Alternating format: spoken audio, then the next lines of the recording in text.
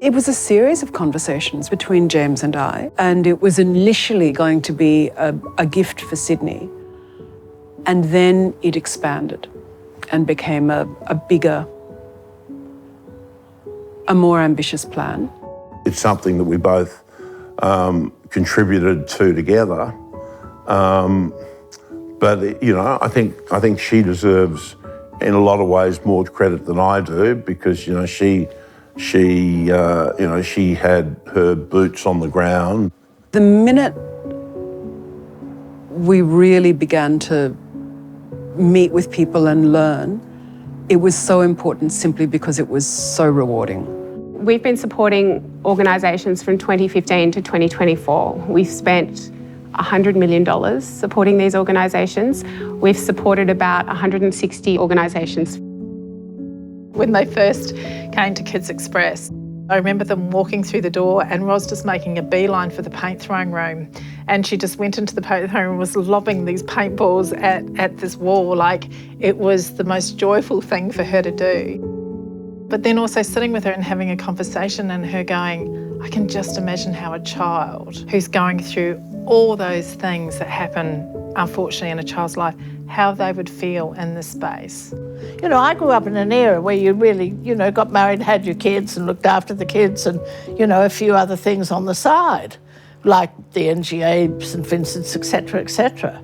But once we became involved with the PFF, then my eyes were really opened to what was happening in the Greater Sydney, or I suppose Greater Australia.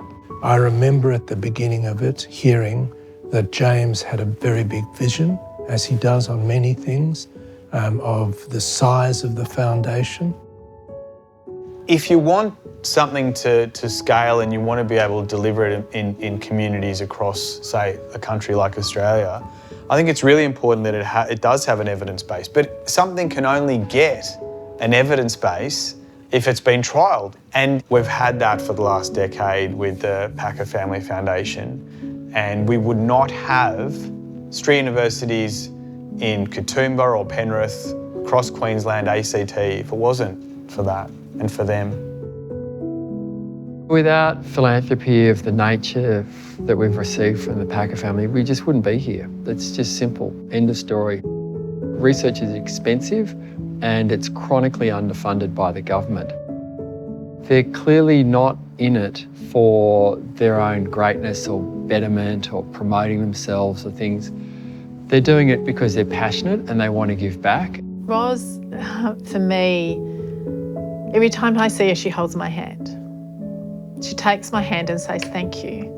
And yet I always feel like I'm the one that should be thanking them, you know, over and over and over again. But she always takes my hand and she always says thank you.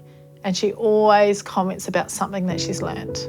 It was absolutely fascinating and a privilege to, you know, to go to Mount Druitt, to go to different places to see what these people were actually doing and the difference that they were making to so many lives. Walking on the street, yo, and I see some scary things, like people sniffing petrol, action on the street.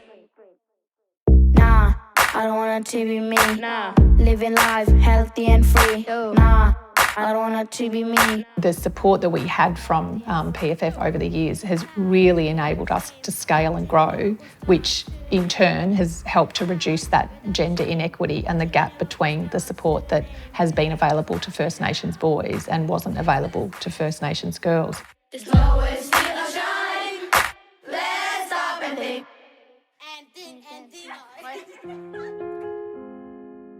They've done some amazing things which other foundations haven't. The first thing is they've been quite ambitious in not just giving money, but making a difference. I didn't want there to be caveats. I just wanted it to go to good causes and I wanted it to be spent. Without their support, this building just would not have been renovated. On top of that, they've also supported our education program.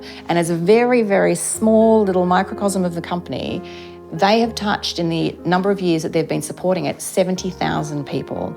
So 70,000 children, teachers, people from disadvantaged communities have been able to be part of this program. One of the things I loved was the way everyone met people exactly where they were. So whether it was the Salvos in Melbourne, just, going around at night and picking up anybody who needed somewhere safe to sleep at night, or working with recently arrived, very isolated refugee children. I loved that. And then I loved Sydney Symphony playing in the western suburbs. And I loved that for some of the arts organisations that we chose to support, it gave them the freedom to be brave artistically and to try things that maybe weren't sensible. Their interest has mainly been driven by the arts, and that is a really critical part of the street university, is expression through music, through art, through dance, all sorts of things. But the bonus that they've been investing in is a reduction in problematic drug use. The bonus for them is the reduction in criminality in these communities in Mount Druitt, the reduction in suicidal ideation, and the overall quality of life. The Packers have been stupendous in this, right back with Kerry Packer, giving money but not wanting people to know and indeed to give them, basically the credit that they really deserve. Impossible to get them to take credit. I'll say that. You get that one? It's impossible to get the Packers to take credit for the incredible work they do. The interesting thing for James and I was, when I was growing up, people didn't draw attention to what they did. And I still have trouble with what I think about that. The support that the Packer family and James and Mrs. Packer and Gradle have given us in Lifeline in Australia and globally is life-changing. They've helped us save lives. And they didn't just give money away, they made an extraordinary 10-year commitment. What that does is it gives organisations stability and it gives them confidence and it allows them to take risks and to experiment. And if you want to create something truly, truly great, you can only do it if you're free.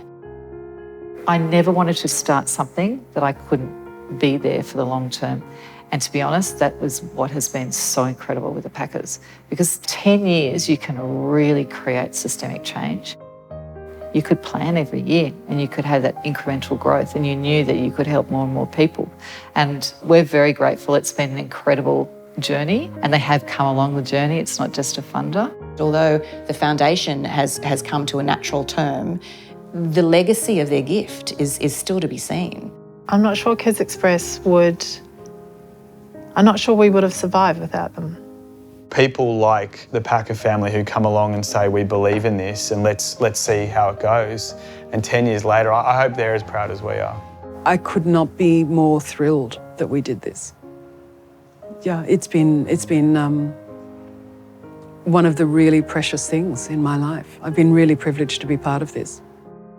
I think that it's, something that, as a family we're proud of. And so thank you for all the people who are in the room today and who are, giving, especially my sister and my mum, a well done.